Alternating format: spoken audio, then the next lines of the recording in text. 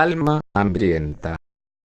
El doctor Estrada fue conducido por un policía hasta una apartada sala en el tercer piso. Aquello era muy poco común, por decirlo menos, pues también la situación era totalmente única. La policía lo había llamado al doctor en la madrugada. Al principio prefirió ignorar el teléfono, pues no era común que un psiquiatra fuera llamado de urgencia. Aquello no era para él. Las llamadas de urgencia debían ser, según él, exclusivas de los anestesiólogos o de los cirujanos, sobre todo los fines de semana, ya que nunca falta algún pobre diablo que, pasado de copas, ignore un semáforo o alguna minucia de tránsito y termine estampado contra algún edificio o con otro auto.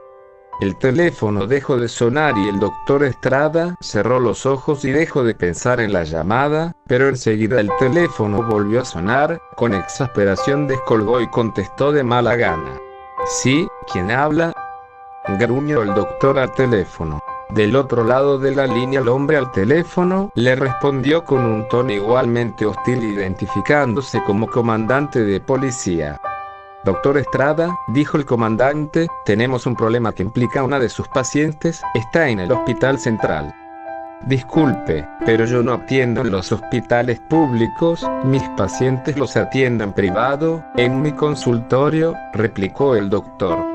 «Precisamente», ladró el policía, «esta joven fue su paciente hace algún tiempo, y nadie mejor que usted tiene experiencia con ella. Esperamos que venga pronto, o si no tiene usted forma de venir hasta acá, podemos enviar una patrulla que lo recoja». El doctor simplemente gruñó «no es necesario, iré para allá». Al llegar al hospital se encontró con un operativo policíaco rodeando el edificio. Se estacionó frente al hospital y antes de salir del auto un policía se acercó a la ventanilla. Cuando el doctor Estrada bajó de su auto, el policía pidió que se identificara. Cuando lo hizo, fue conducido al interior del hospital. Lo llevó escaleras arriba hasta el tercer piso, al área de consultorios. Las luces estaban encendidas, sin embargo todo alrededor estaba vacío, salvo por dos policías que estaban parados delante de una puerta. Al acercarse uno de ellos se identificó como el comandante García, el mismo que le había llamado por teléfono. «¿Recuerda usted a la paciente Cristina D?», dijo García. El doctor miró desconcertado al policía. La relación con sus pacientes siempre había sido meramente profesional. En aquel momento deseó que estuviera presente su secretaria, ya que era ella la encargada del manejo del archivo, organizarle la agenda y de concretarle las citas.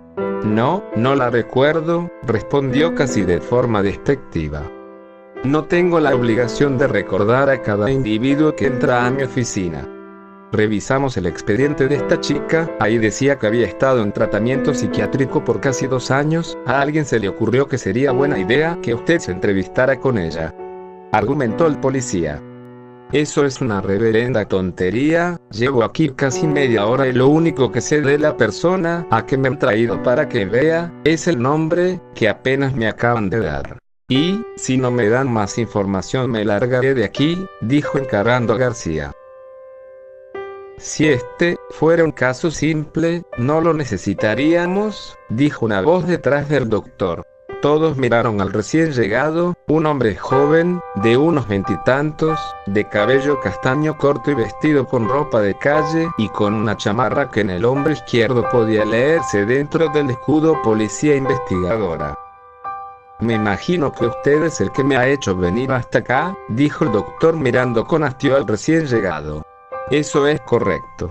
Mire, dentro de ese consultorio», dijo el investigador señalando a uno de los consultorios que tenía delante, «tenemos a una chica muy asustada que ha pasado por una situación bastante inusual. Revisando el expediente médico de la joven encontramos su nombre, usted la atendió hace algún tiempo y por eso lo hice venir. Déjese de sutilezas, no hablaré con nadie ni una sola palabra hasta que me diga lo que está pasando». El doctor subió el tono y al final de la oración se cruzó de brazos. El investigador lo miró por un instante, finalmente le hizo una seña y ambos se alejaron a una esquina. Esa joven estaba en el mismo cuarto del hospital donde otra joven fue asesinada. «Ella es testigo de un homicidio», interrumpió el doctor. Es más que un asesinato, dijo exaltándose el investigador, y de la chamarra sacó un expediente que le puso en las manos. Sin esperar más lo abrió y lo primero que vio le desconcertó. Su boca se abrió inconscientemente. Las fotos eran de la víctima. El decir que había sido asesinada no describía la hazaña del crimen, pues la joven había sido acuchillada, enormes cortadas por todo su cuerpo, sus manos, sus piernas, aun su rostro, toda ella, toda su cama bañada en su propia sangre. La escena parecía irreal. El doctor cerró el expediente. El temblor de sus manos era evidente cuando regresó al investigador el folder. Pocos han visto la escena. El cuarto fue cerrado. Las dos enfermeras y el doctor que entraron en el lugar después del crimen están siendo interrogados. Sin embargo, la joven, ella debió ver todo. Ella presenció el ataque y por alguna razón inexplicable ese maniático la dejó vivir, dijo el investigador. Quizás la dejó viva a propósito, dijo recuperando un poco la compostura. Quizás para dar un mensaje. Eso no lo sabemos, pero como sea, he oído que su trabajo es cuestión de confianza. Usted es una figura en quien ella confió alguna vez y ahora espero que pueda recuperar su confianza y poder ayudar a resolver este homicidio. El doctor miró el expediente y luego el rostro del investigador. Había algo en el tono del investigador que no le gustaba, así que simplemente asintió y se encaminó al consultorio. Antes de entrar el médico se detuvo y solicitó unas hojas para anotar y un bolígrafo. El investigador negó con la cabeza. Dentro hay una cámara de video, eso debe ser sustituto suficiente, dijo uno de los policías. El doctor suspiró y entró al consultorio. Esta se veía normal. En el medio había un escritorio. El sillón del médico estaba al lado. En el sillón del paciente estaba una joven, la joven que al momento el doctor reconoció como Cristina. Junto al escritorio sobre un tripié estaba una cámara de video. Para el doctor no era nuevo el uso de cámaras de video en sus consultas. Las usaba especialmente con aquellos pacientes que habían sufrido algún tipo de abuso o con hijos con padres que se estaban divorciando. El doctor se quedó parado y por un instante, aquella joven, aun con la bata azul del hospital, con grandes manchas de sangre le cubrían, desde la cabeza a la bata, su cabello castaño apelmazado en algunos mechones por la sangre. No podía creerlo. Esos imbéciles de los policías no habían tenido la delicadeza de permitir que la joven se lavara. Miró a su alrededor y caminó hasta una gaveta donde había algunos implementos comunes para exámenes médicos. Tomó una botella de agua oxigenada y una toalla y caminó hasta la joven. Al pasar junto a la cámara la encendió y se aseguró que la joven estuviera a cuadro. Caminó hasta ella siempre cuidando de no estorbar en la toma. Cristina lo miró, vio cómo abría la botella de agua oxigenada y empapaba la toalla. El doctor estiró la mano y le ofreció la toalla. Cristina lo miró alternativamente a la toalla y al rostro del doctor. Por unos segundos permaneció inmóvil hasta que finalmente movió su mano para tomarla, pero antes de que pudiera alcanzarla la cadena de las esposas, que le sujetaban la mano al brazo de la silla, se lo impidió. El doctor no pudo evitar una mueca de enfado contra los policías.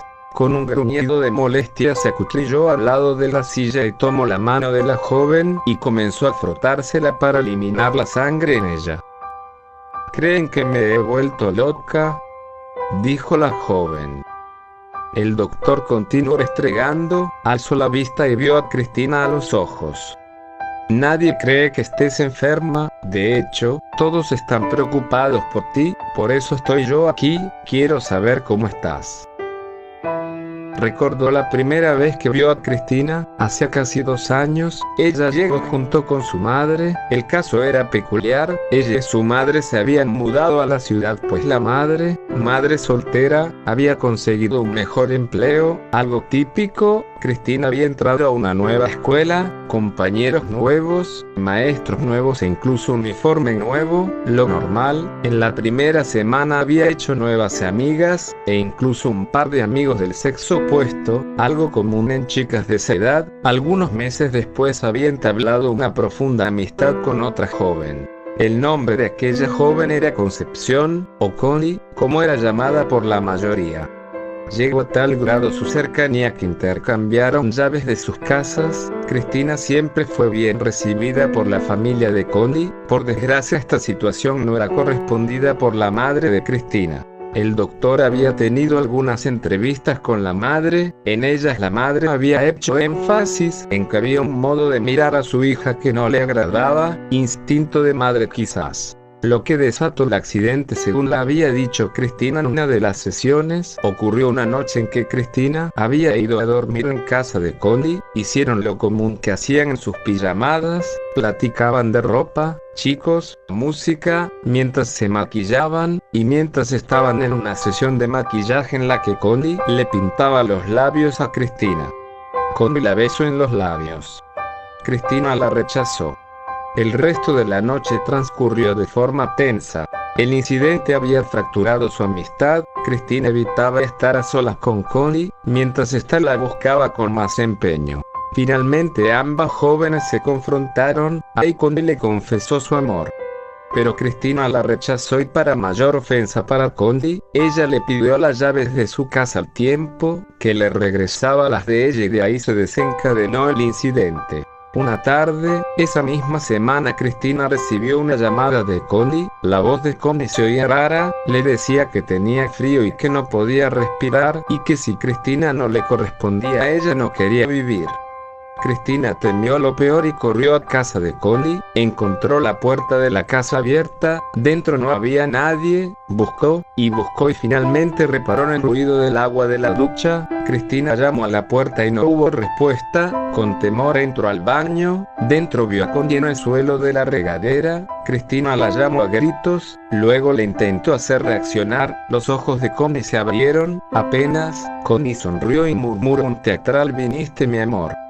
Cristina llamó a una ambulancia, que llegó lo más pronto posible. Sin embargo, no pudo salvarle la vida. De hecho, cuando la ambulancia llegó, la joven ya había fallecido.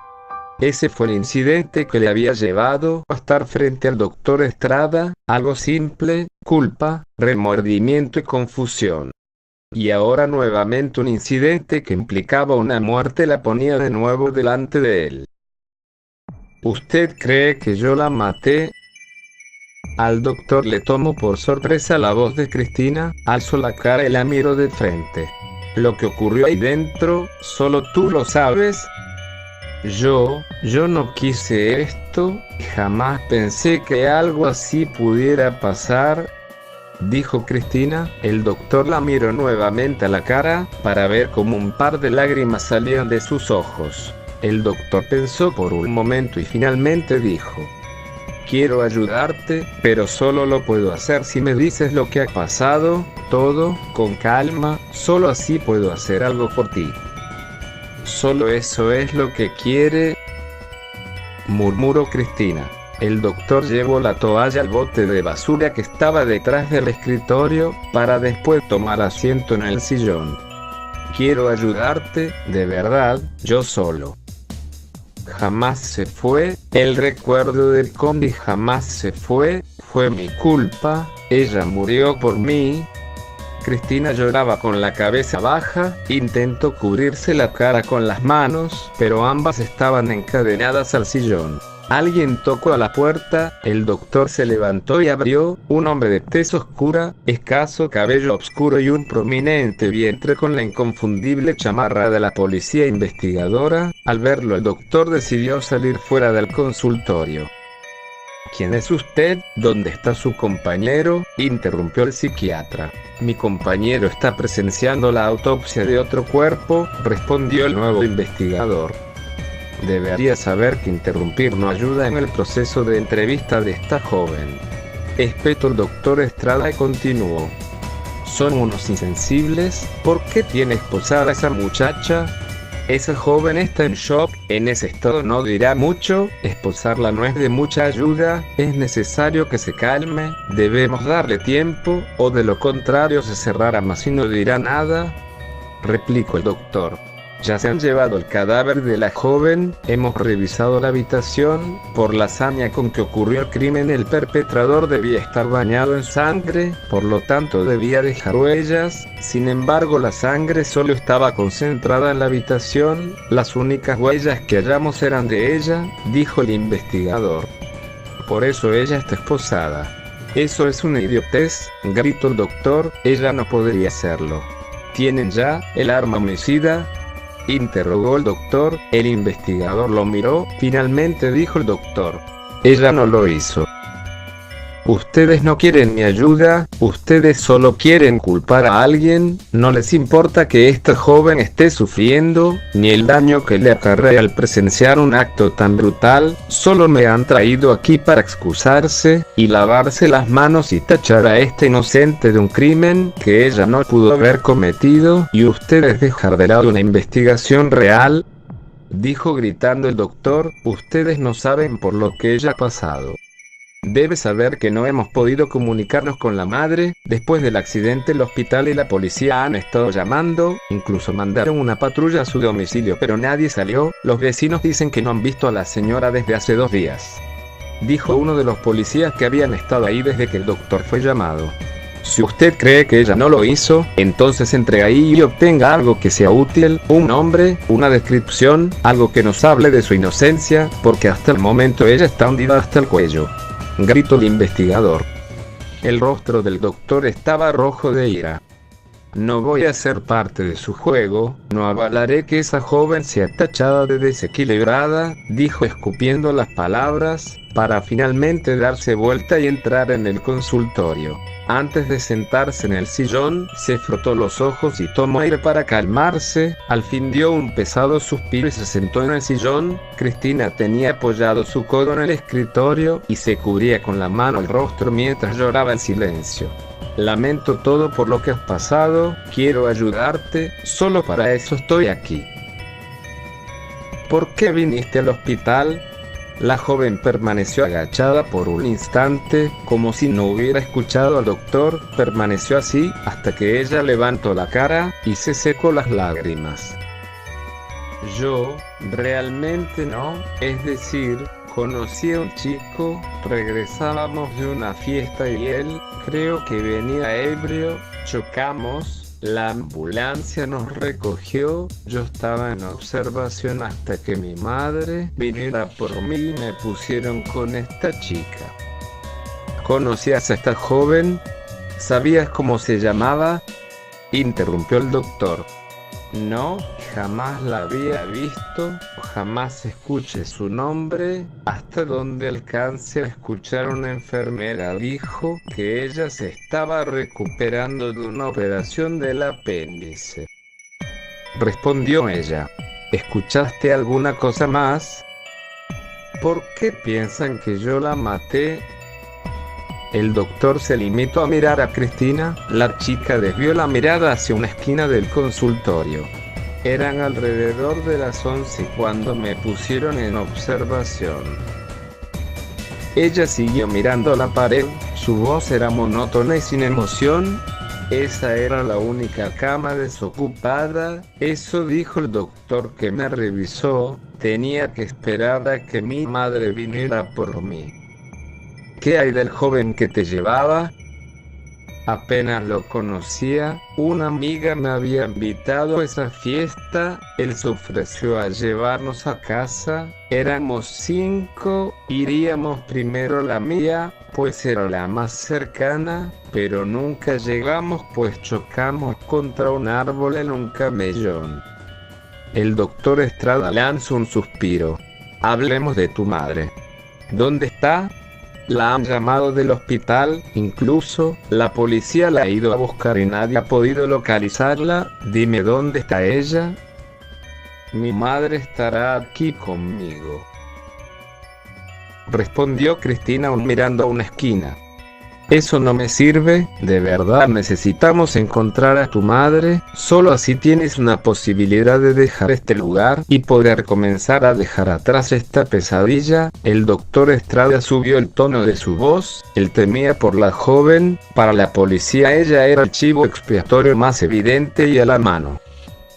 Sabe que algunos espíritus de los fallecidos se quedan atrapados en este mundo, pierden su camino al más allá. Otros, cuando su muerte ha sido violenta o han dejado asuntos pendientes, no pueden alejarse del lugar donde murieron.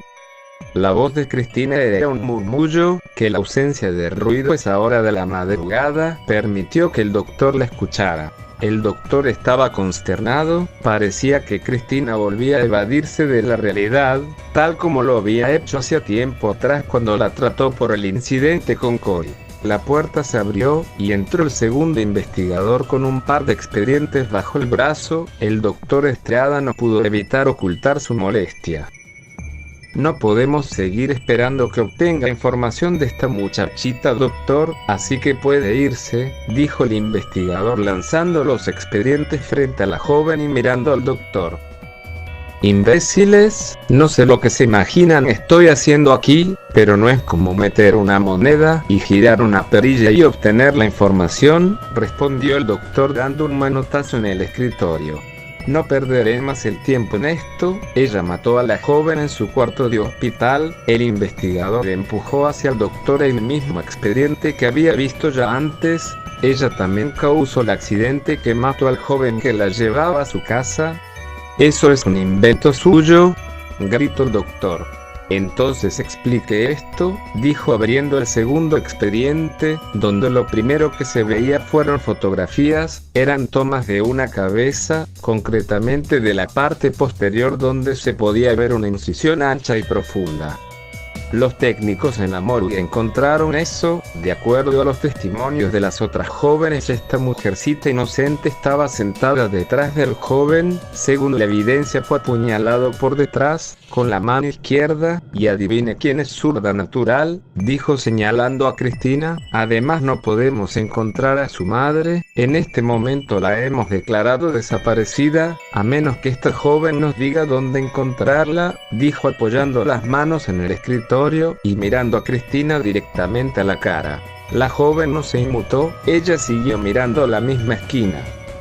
En ocasiones, Cristina habló con el mismo tono desapasionado y pausado que antes. Los espíritus se quedan con una persona a su lado, mudos e inertes. Ya basta, el investigador golpeó con el puño en la mesa. Dime dónde está tu madre. Cristina volvió la cabeza hacia él. Ella estará junto a mí, como siempre, dijo dando una palmada en el escritorio. Cuando quitó la mano ella había dejado una peineta de apariencia metálica en la mesa. Eso le extrañó al doctor, pues le había limpiado los brazos y la cara. Y en sus manos no llevaba nada, sus manos estaban vacías, su cabeza estaba despejada de cualquier adorno. Además ella vestía la bata del hospital, solo eso, la bata no tenía bolsas o lugar alguno donde esconder objeto alguno. El doctor tomó la peineta, se sentía pesada y fría al tacto, el metal era de color gris y tenía un intrincado grabado. El doctor miró a Cristina, entonces reparó en que cuando le limpió los brazos, ambas manos estaban esposadas a la silla, sin embargo ahora tenía suelto su brazo izquierdo. Sostenía la peineta en la mano mientras veía a Cristina. Cuando notó un cambio en la peineta, al mirarla esta pareció diluirse en el aire. Aquello le tomó por sorpresa y la soltó. La peineta cayó al escritorio, dio un par de pequeños rebotes y desapareció totalmente. El doctor volvió a mirar a Cristina. El investigador tenía sujeta a la chica por los cabellos mientras ponía delante de ella una hilera de fotos de los muertos. Ellos están aquí, dijo Cristina. Ellos están conmigo. No te hagas la loca conmigo, eso no te va a funcionar, te voy a refundir en la cárcel, dijo sacudiéndole la cabeza para finalmente lanzarla con fuerza hacia la silla. Yo, no, estoy loca. En la mano de Cristina apareció un cuchillo, lanzó un tajo de derecha a izquierda, hiriendo al investigador en el cuello. Este trastabilló hacia atrás pero tropezó con sus mismos pies y cayó al suelo. El cuchillo se desvaneció como lo había hecho la peineta. Los espíritus de aquellos que han muerto en mis manos están obligados a seguirme, están subyugados a mi voluntad, yo los puedo usar para materializar objetos, dijo estirando la cadena de las esposas en su mano derecha, mientras en su mano izquierda apareció un instrumento metálico puntiagudo delgado y largo. Con eso forzó y abrió la esposa de su mano derecha. Ella se levantó. Mi madre, el espíritu de mi madre estará conmigo para siempre, dijo saltando hacia el hombre caído y clavando el instrumento en la pierna del investigador. La chica que estaba en la misma habitación que yo, ella está aquí también. En su mano apareció una varilla afilada que clavó en el estómago del investigador. Este intentaba gritar, pero el corte en el cuello se lo impedía. Cada que lo intentaba, la sangre salía a borbotones por la herida. El doctor estaba inmóvil, aferrado a su silla, incrédulo ante lo que veía. Cristina se volvió hacia él con una sonrisa en el rostro. «¿También Conde está conmigo?», dijo Cristina, materializando en su mano una cuchilla larga y delgada. La lanzó el doctor y esta se enterró en su pecho. El doctor gritó de dolor. Por la puerta entró uno de los policías. Este desenfundó su arma y apuntó a la joven. Disparó 3 veces. El doctor miró hacia el policía y después hacia Cristina. Esperó que la joven cayera al suelo, pero esto no ocurrió. Miró más atentamente y delante de ella se había materializado una especie de peto donde las balas fueron detenidas. «Con más almas tendré más poder, con más poder puedo materializar más objetos», dijo la joven casi gritando mientras lanzaba hacia el frente con fuerza 3 objetos de formas afiladas que aparecieron en sus manos. El policía no pudo reaccionar, no antes de que se le clavaran los objetos en el pecho y cuello respectivamente. El policía se tambaleó y cayó finalmente muerto. Cristina se levantó y se puso de espaldas junto a la entrada. El segundo policía se acercó y aún antes de que pudiera actuar cayó al suelo degollado con una hoja afilada que apareció en la mano de la joven. El doctor vio todo esto. En ese momento el investigador dio una última convulsa exhalación. La joven se mostró con una amplia sonrisa, se asomó afuera del consultorio y al no ver a nadie más, regresó dentro y caminó hacia el doctor. El cuchillo se le había clavado del lado derecho del pecho. Cuando el cuchillo se desvaneció, la hemorragia había saturado el pulmón y este había colapsado. La respiración del doctor se había vuelto un estertor agónico. La mano de Cristina acarició la mejilla del doctor. Este la vio con temor. «Yo jamás quise que esto pasara, nunca deseé ver espíritus o fantasmas. Connie murió en mis manos. Desde ese día ella ha estado a mi lado, fiel como una sombra y muda como una sombra. Me acostumbré a ella.